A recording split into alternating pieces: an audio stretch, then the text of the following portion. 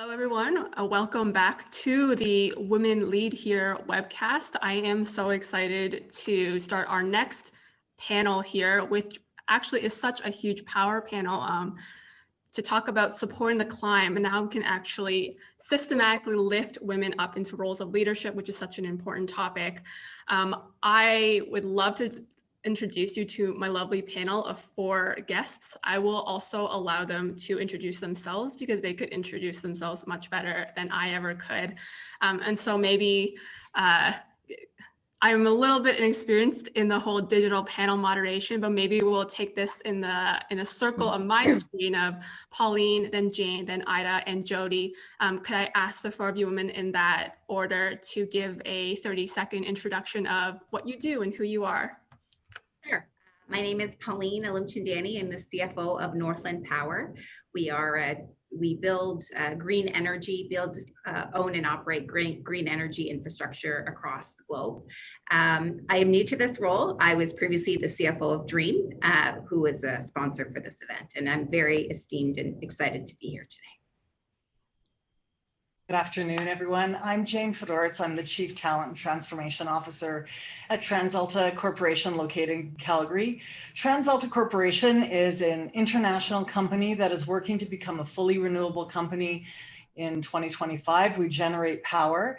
And I am an industrial construction lawyer, and I was formerly a social worker as well.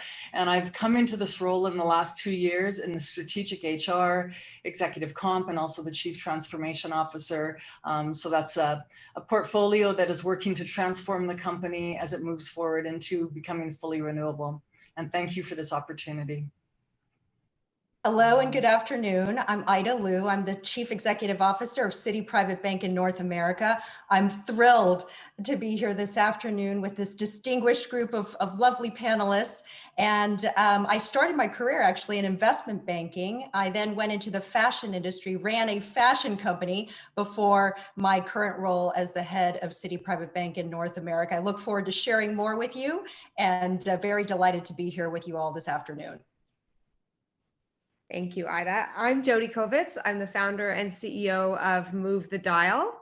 Move the Dial is an organization focused on the advancement and participation of all women in tech. I also am a mom to an 11-year-old daughter, and that's pretty much a full-time job these days. And I recently authored a book called Go Out of Your Way, which is focused on how we can lift up other women and move the dial in our own life. And I'm deeply humbled to be here today with this incredible panel. Thanks for having me. Thank you, everyone. This is definitely a panel that I was incredibly impressed and intimidated to have to moderate. But I just want to jump into it because I think let's talk about the biggest issue in terms of what's facing us right now in supporting women roles, and that's COVID-19. It has changed everything. Maybe we'll start with you, Jane, in terms of for your company as well, what did it look like to systematically support women before COVID-19, and what does it look like now? That's a great question. Thanks, Stephanie. I think it's really a journey. TransAlta has been noted as the Gender Equality Index for Bloomberg 2020 as really having a very strong commitment to advancing women in the workplace. And so that has pre-existed. And then when COVID hit, we were really in a position where, because we provide an essential service by generating power, we had to keep some of our essential workers obviously in the plants and in the field to keep working and keep power moving forward. But also we had to move a number of our staff into a lockdown mode.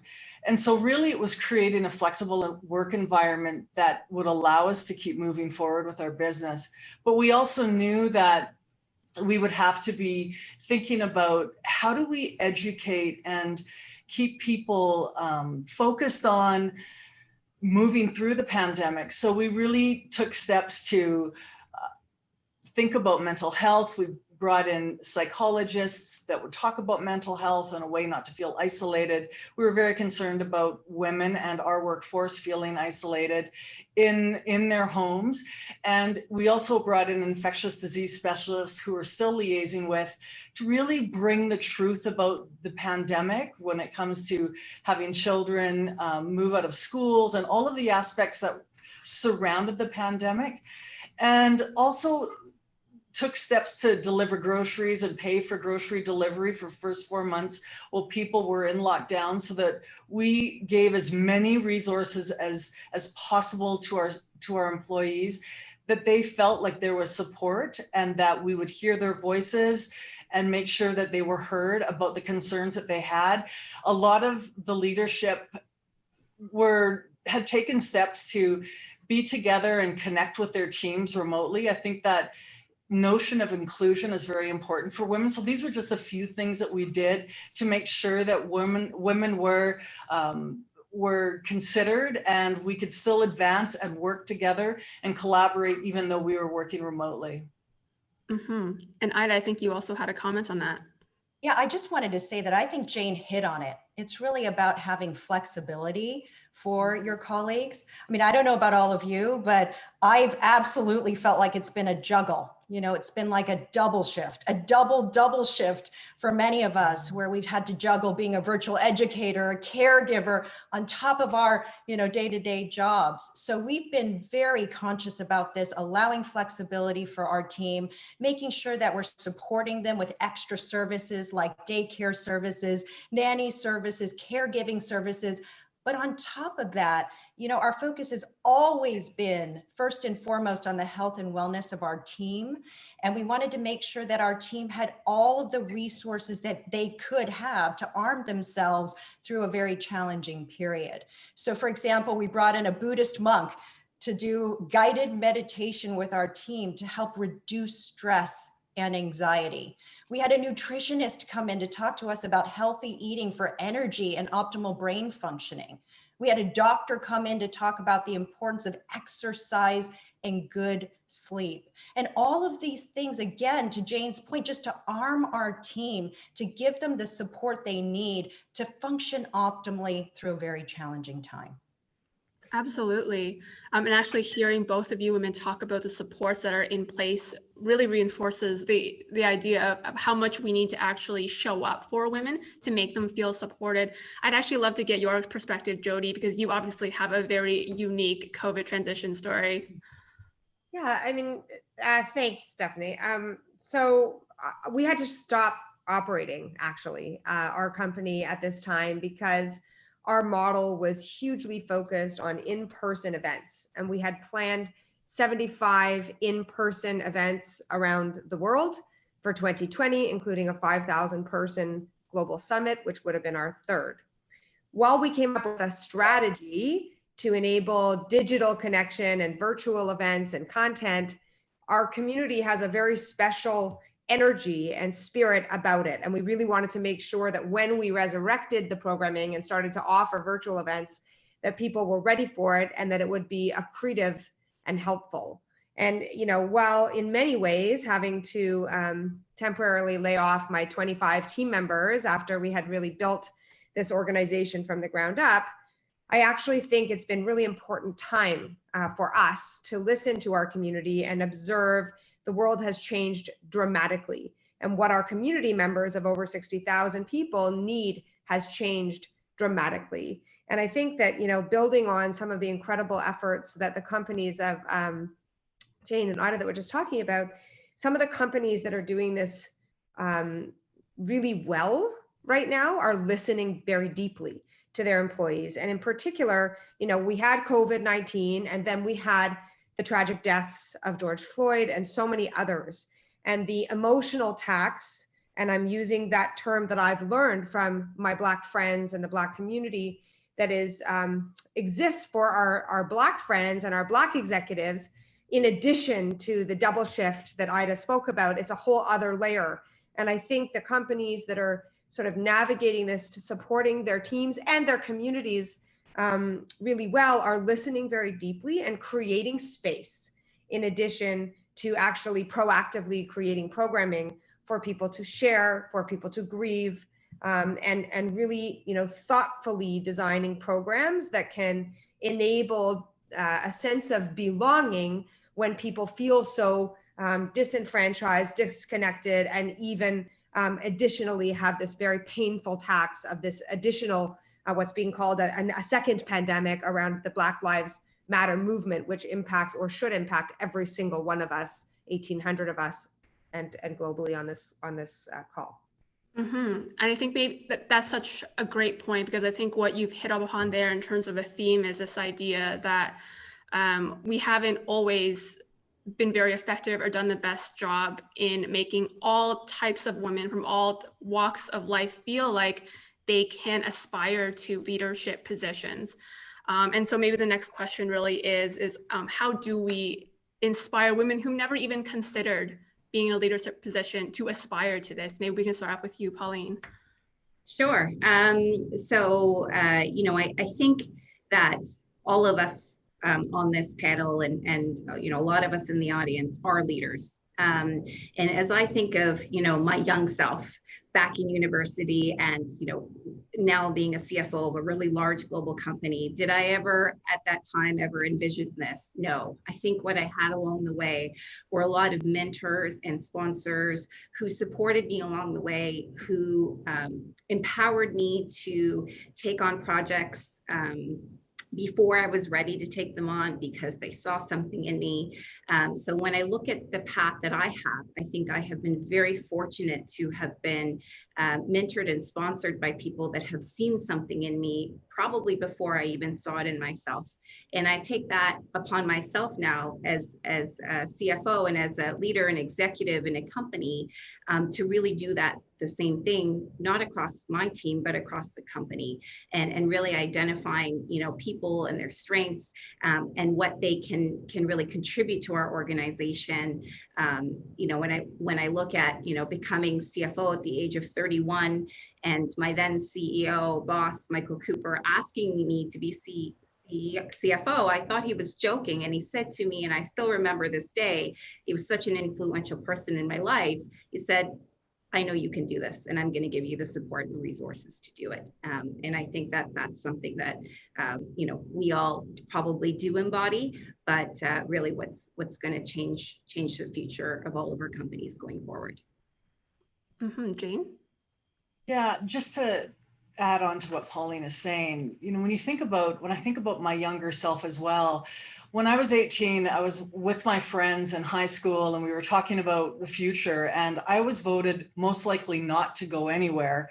I was told at 18 that I had a boyfriend at the time, and who's now my husband, by the way, 32 years later.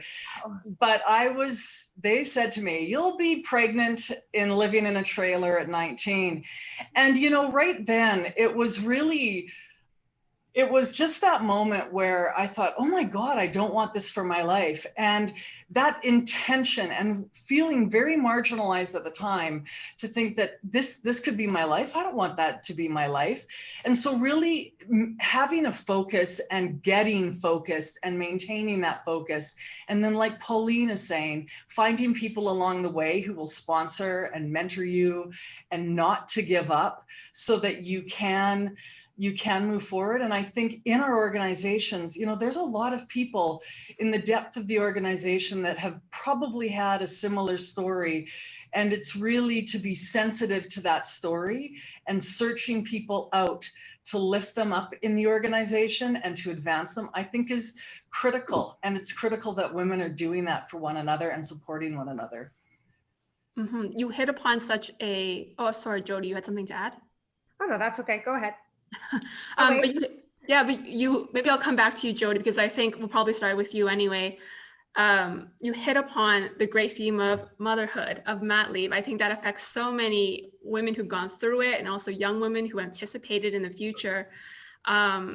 Jody, I want to ask you, how do we support young women climbing their careers to not be afraid of the mat leave pause or the years that they might have to miss climbing the ladder because of childbirth? That's a fantastic question. And I think, interestingly, more and more the way the world is moving, we're thinking about that. I think a lot more even in terms of parental leave and the way that the world has shifted and that we can share the leave. And it's not necessarily the way it used to be when women alone were thinking about taking a year off. I think that what's really important is to really create cultures where individuals, as they're at different levels of the organization, from the board to the bottom to the middle, feel that they can show up as their full authentic selves. And motherhood and our parenthood is one facet of only 32, 33 other forms of who and how we identify, some of which are visible, some of which are not. And I think the more that we can make it celebrated and understand that sort of a leave requires preparation, and it takes a lot of effort to actually make someone feel that they are welcome, wanted, included, still engaged, still welcome to participate and or be developing and advancing as much as possible. Really forward-thinking leadership teams are designing what I would call like very top-notch leave programs, where there's an offboarding and an onboarding, a support system, not just one sponsor or mentor, but a hub of sponsors and mentors specifically focused on keeping folks engaged while they're on their leaves, and also designing very forward-looking parental policies. I'll give you, an example. At our company, Move the Dial, even though we were a tiny company, and by all objective standards in the tech industry, when you're a tiny company with tiny revenue that we had in year 1 and year 2 compared to all of my global company executive friends here, it was really important to us to say, we're going to have the best model parental policy around, where regardless of what your orientation or gender or background, we're going to have 6 months fully paid salary leave.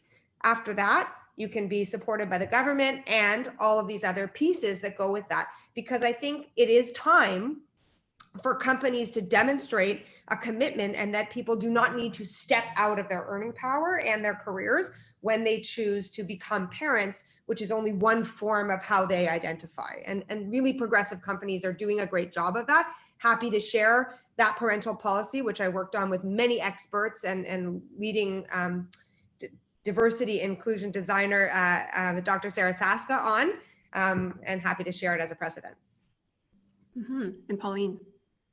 Yeah, the one thing that I was really thinking about, and one of my mentors when she was CFO,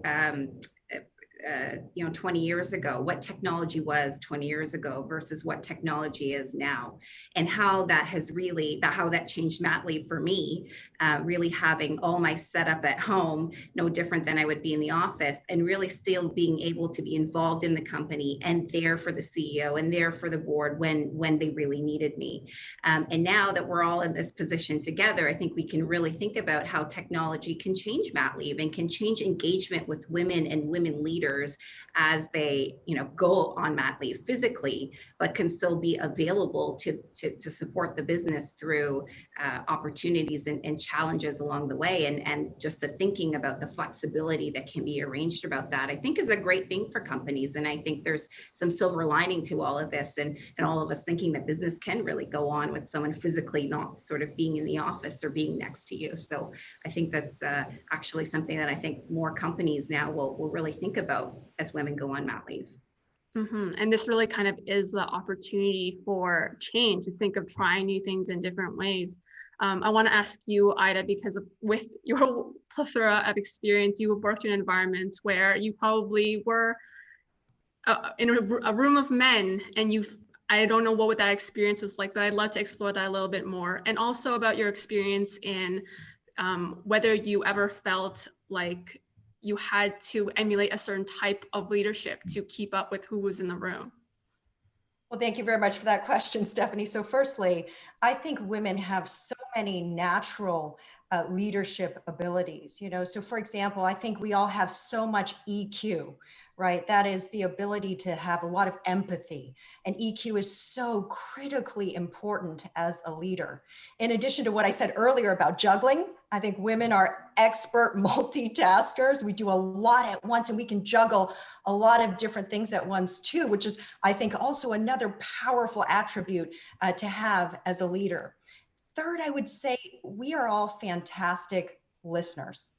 And in my business, in the private banking business, it is absolutely critical that we know how to listen well, right? We can take everything in, we can make decisions after we understand and hear all of the different viewpoints and facts that are presented on the table.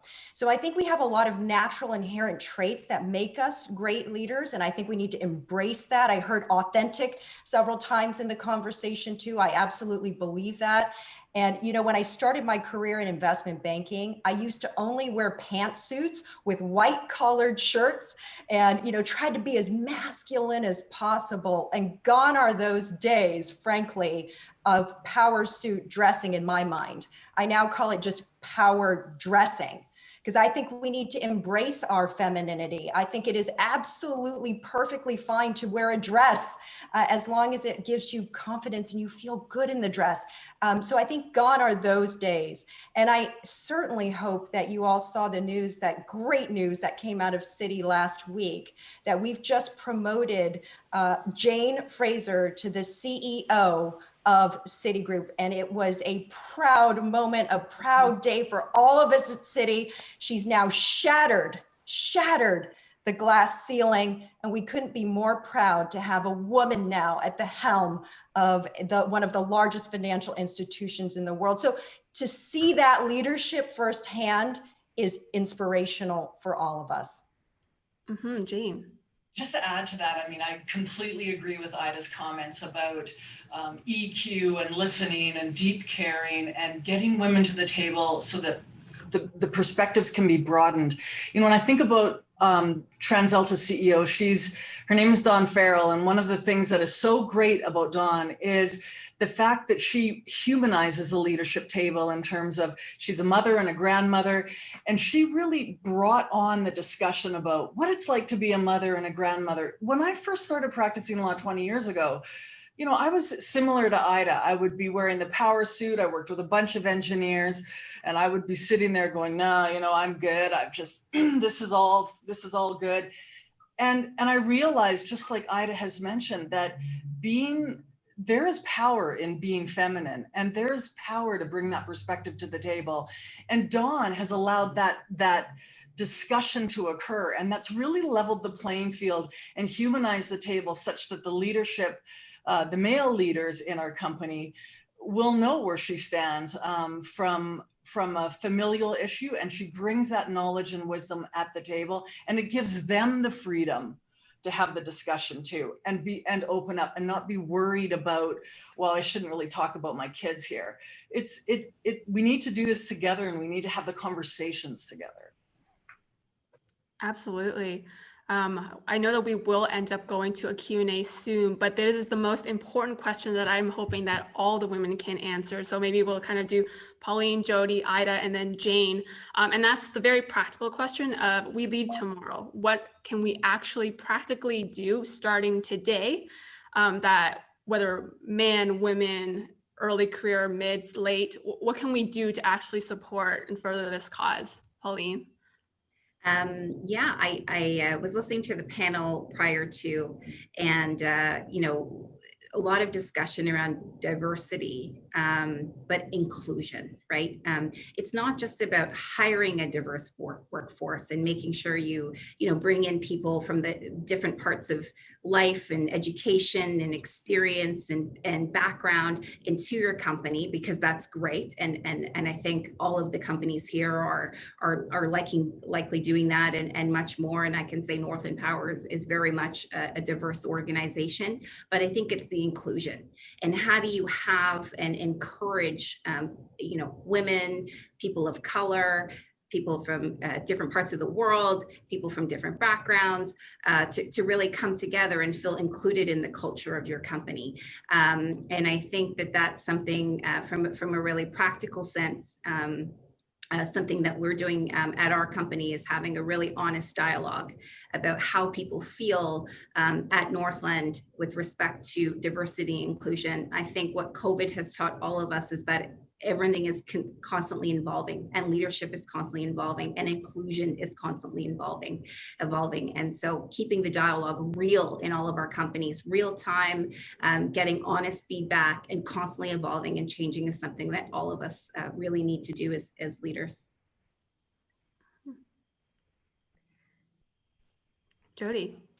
That was excellent, Pauline. And so just building on the sentiment, I mean, I could talk about this for hours, so I'm going to focus on one specific tactic, given I'm so passionate about this. I think, recognizing that each of us as humans and as leaders are at a different point on our own journey to understanding what that sentiment of inclusion means. And we have the opportunity in this moment to take a small action to advance ourselves on our journey by learning, but also to choose to go out of our way to help someone who may have a different lived experience than ourselves. So I would challenge everybody on the phone and the call today, the event, to consider, is there one new person that works in my company or is in my community that I could approach, build a new relationship with, and if there is an authentic connection, that maybe I could choose, if I'm in a leadership position, to use my power and privileges to help that person advance around their goals. And at the same time, if I can develop an authentic new sponsorship relationship with that person, I'm going to learn by listening, particularly if that person has a different lived experience. And I think that intentionality around going out of our way to reach out to someone new and build a net new connected relationship that is about helping that person achieve their goals, listening deeply and tactically moving it along, formalizing it, regular meetings, agendas, for example. It's a small act that can have a huge ripple effect if you think about encouraging your leader peers, as well as, for example, there's 1,800 of us on the phone. So it doesn't matter if you're more junior in your leadership role or you're the CEO like we have and CFOs that we have on the phone today. If each of us do that with one new person, we can move the dial. Excuse the pun. Absolutely. Ida? I would say two different things. Firstly, I truly believe that what gets measured gets done. So I think having metrics and measurement are very important. So as an example of this, we were the first global financial institution last year to publish our gender pay gap numbers. We did this intentionally, right? So that we can measure ourselves on the progress that we're making, both on the gender pay gap side, and also we have representation numbers for each of the businesses too, that we really want to measure so that we can make some movement. But I think secondly, and very importantly, is that we don't forget to bring our male counterparts into the discussion with us. They are the biggest advocates for us too, right? And so it's no coincidence that we have a male serving as the co-head of City Women, which is our largest affinity network group here at City, focusing on the advancement and development of women.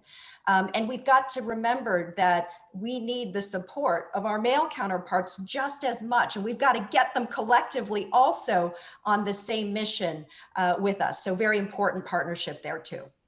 Absolutely. Finally, Jane.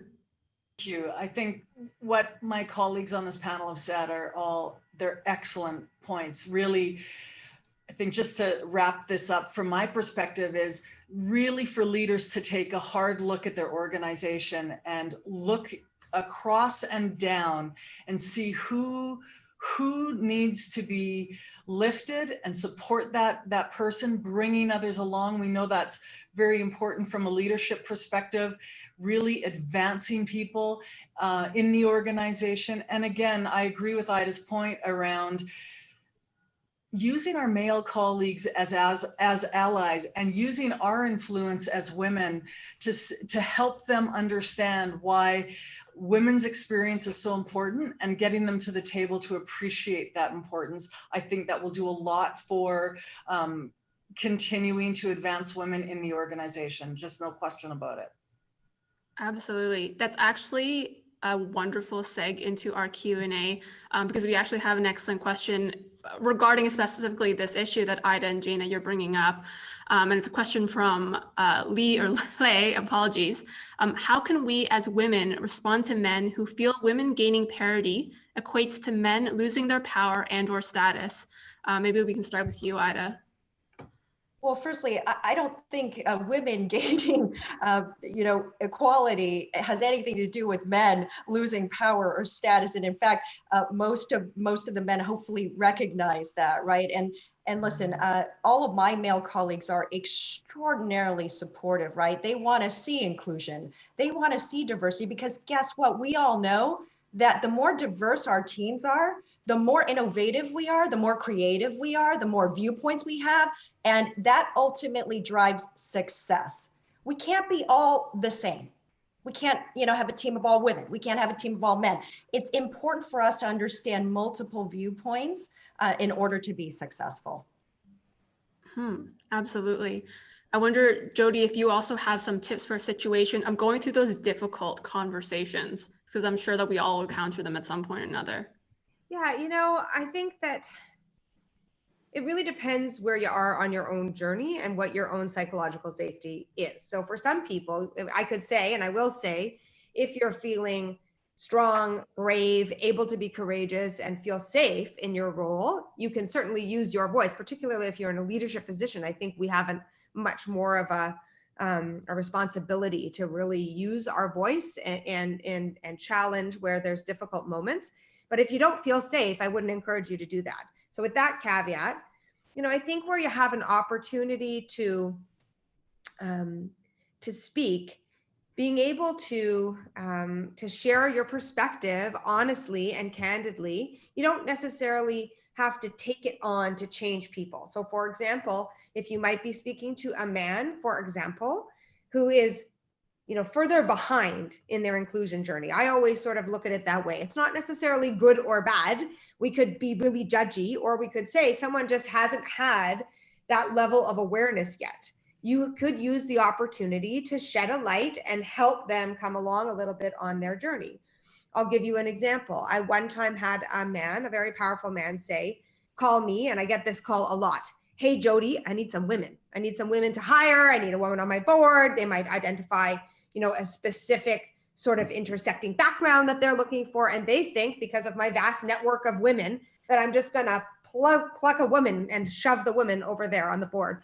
And sometimes I'm happy to make those kinds of connections and referrals where it's authentic. But my question, and I was shaking in my boots, okay? Like, this was not an easy conversation with a very powerful man. Have you thought about why you don't have any women?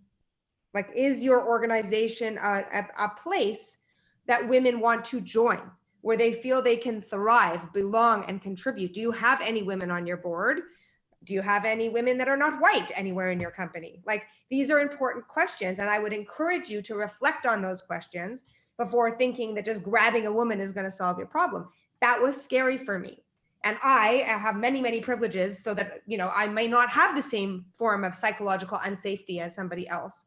So I think if you have the courage, have the conversation in an authentic way. And if you don't, perhaps try to go get some support from one of your mentors or sponsors and get, a vent and get some safety and support if that's what you need.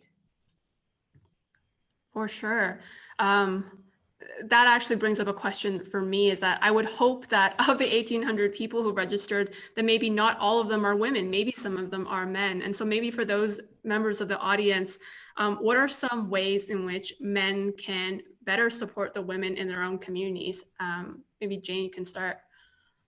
Yeah, thank you for that. I think that's an excellent question. I think it's a number of things. I think being open and listening and hearing the experiences of women is one of the best things that a man can do to become more familiar and more comfortable. and just have an understanding of how women are going through experiences and sharing stories. And quite frankly, that's not just a female male thing. That's just to become more diverse and inclusive. We have to be giving that space to get men comfortable, because I think there's that notion of there's a backlash, is one of the questions from before. And that's not really, that has nothing to do with it. It's about opening, being curious, having the conversation, and really, to Jody's point, I think the psychological safety is important, because in some cases, you may just make a small statement that has a great impact. It doesn't have to be, I'm going to sit you down and I'm going to get you really clear about why this is not fair for a woman. I think it's small steps, and it may be steps taken over time to just get people to come to the table and find a common understanding. And I think that we have to do that collectively. It can't be an us versus them. It has to be a collective effort of small stories that have great impact over time and build a level of understanding. I think men being open to that is an incredible step forward. And there are a lot of men that are doing that, by the way, too, right? And there's an article in the New York Times that was published last year, in June of last year, that really talked about ways that organizations could advance these discussions. And I can get that to you later, Stephanie, so that if you can distribute it. And it's just a really great way of thinking beyond culture and really thinking of immersive techniques that people can take. So there's really a level of sustained learning and accountability and thoughtfulness around just advancing the discussion with men. Absolutely. And I love your point here about really being open to conversation and the empathy part of that conversation, because as we all know, it's not just about men and women, it's about those who are non-binary, and working in this audience for people who identify for all types of genders. I actually have like another question too as well, that's along the same veins of difficult conversations. And I'm interested to hear from each of you whether you have had difficult conversations about compensation. Maybe Pauline, sorry to put you on the spot about that. Yeah, I mean, compensation is definitely a difficult topic for every company and every sort of leadership team, I think. And so, you know, I think that personally, I would say I've never had a negative conversation about compensation. I have always sort of felt you know, rewarded in my career, and not just by money. It's by opportunity and by support and by all of those other things that, in my mind, matter more. But you know, I think that compensation is a very real thing. You know, and something that I'm gonna pick up on what Jody said is, you know, when we talk about maternity leave. And I think about women in companies going on maternity leave, that already has a lot of change and stress associated with that. And you don't want your employees to feel that finances or compensation is another element of that difficulty. And so to the extent that we can be forward thinking about compensation through maternity leave, different, leading edge, and really thinking longer term about our employees. I have experienced that myself, and I can say that I didn't have to have a difficult conversation about it, but I was very lucky. And I hope that you know, we all can make sure within our own houses of our own companies that that's something that can continue and not be a difficult conversation for someone to ever have. Mm-hmm. I'd love to get your perspective as someone who works in the high-flying world before of investment banking. So I'm private banking now, investment banking in the past, but look, I think two comments here. Number one, we all need to know our value. Okay, so we need to know what we think we are worth, and we should have a very clear understanding of that by knowing what our competitors and the competitive landscape looks like. And the second comment I'm going to make about compensation is if you don't ask, you're not going to get it. So there is I think, a tendency for many of us, women and men sometimes, frankly, to just hope for the best. And I think that you have to not be afraid to tout your accomplishments, to talk about the value and the impact that you've made. And subsequently, you have a stronger case, right, for why you think you would deserve a certain level of compensation. So those would be my two thoughts around compensation. Mm-hmm. Jody, you seems like you had a lot of thoughts. Yeah, no, I was just thinking about it. So first of all, it's very much around, what Ida was just saying. I think there's knowing your value in terms of monetarily, but there's also this concept of knowing your worth, and sharpening your confidence muscles, strengthening your confidence muscles. And one of my incredible mentors / sponsors told me, her name is Katie Taylor. She ran the Four Seasons for 20 years. That a very pivotal moment in her confidence and her ability to ask for the compensation that she felt she deserved was reading a book called The Confidence Code. And for anybody who hasn't read it, doesn't matter what your gender, it's not just for women. I would really encourage you to read it, because there's a fundamental shift in your mindset when you actually believe in and know your worth.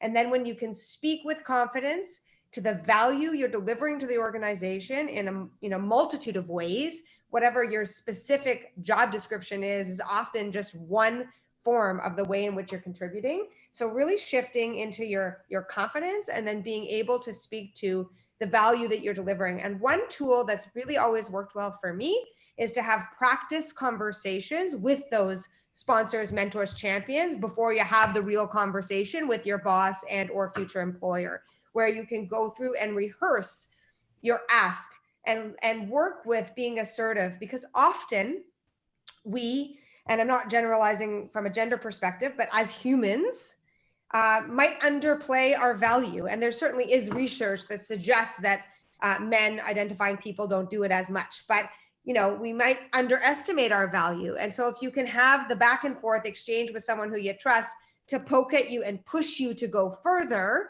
and to remain in your confident mindset, and sort of not back down when you're asked questions or asked to go down to meet a budget, and or really are being taken out of the role and value conversation, you will have practiced and rehearsed enough to have more confidence in the real conversation. So read The Confidence Code, get some confidence, know your worth, and practice before you have those hard conversations. Exactly. And of course, finding that perfect mentor to have those conversations, that's another question in of itself. Maybe I'll start with you, Jane, of how can young people find the right mentor for them? Yeah, I think that's a great question. I think building relationships are really important. So you're not just going to a senior leader and going, please be my mentor. I think it's getting to know who they are, and taking steps to find that there's alignment and a common ground, so that you feel comfortable to share personally with that person about professional dilemmas or how you can grow, and making sure that person, even if they're in leadership, that they do have a growth mindset, and they are curious, and they will be supporting you and also challenge you to go further. I think that's important. So it's doing a bit of your homework, and also looking at referrals. I had a referral to a master coach 7 years ago, and that's a really good way to sort of test the waters and make sure that when you're meeting with that person, that they are, you're going to be able to work for them, and giving and knowing that you have to be courageous sometimes to go to folks in your organization and say, listen, I really admire you, and I want you to mentor me and work with me to grow. And so it's a bit of doing due diligence and having the courageousness to go out and seek someone that you can be aligned to. And that can be men or women. Like it should not matter around that, right? Just someone that you can build a relationship with. Completely agree. Ida? Jane, just to add on to what she's already said, I think it's really important to have multiple different types of mentors. mentors. So for me, I have 3 different types of mentors. I have senior mentors, I have peer mentors, and I have junior mentors, because I think it's so important for us to get multi-perspectives. And what your seniors are going to tell you is going to be a little bit different than what your juniors are going to tell you. And all of those different perspectives are critical, they're important, and they keep you well-rounded. I think on top of that, you also want to think about different types of mentors. You want to have mentors that are outside of your direct company, outside of your direct industry, because that diversity of mentors from different businesses also gives you a very unique and different perspective as well. So again, for me, it's multitudes of mentors from junior, peer to senior, and then different industry breadth as well, just to give you multiple perspectives. Absolutely. And I think in our last final minutes, Jody, if you could just wrap us up with your last final thoughts. Sure, thank you. Unless Pauline, if you had something you wanted to say, I want to take I it. was only going to comment to Ida, and you know, sometimes when you're building a network from zero, you know, how do you find all of these people outside the company, inside the company? And someone once told me this is when you meet someone for coffee, ask them to give you 2 names. So, you know, now that you've known me, can you think of 2 people in your network that you can introduce me to? And really having, like what Jane said, that courage and that bravery, you know, to have one coffee that'll turn into 5 or 6 or 7 or 8 different more, and to really broaden out your network is a tool that I've found helpful.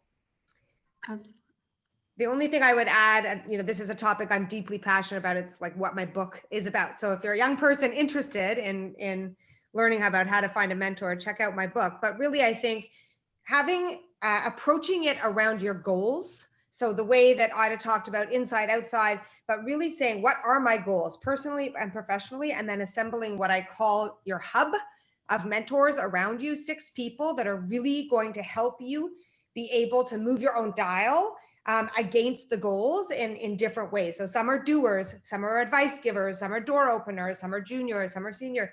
But really it's that we could do a whole event on how to find and nurture a great sponsorship relationship, maybe next time. Absolutely. And with that, I think that is our time. But thank you so much for joining us on this panel and for speaking with me today. And I want to thank all of our attendees for also coming to learn about it. Hopefully, we will at some point in our lives get to interact with all of you and communicate with you about these topics. And thank you so much. Thanks for coming. Thank you. Thank you. Bye. Thank you.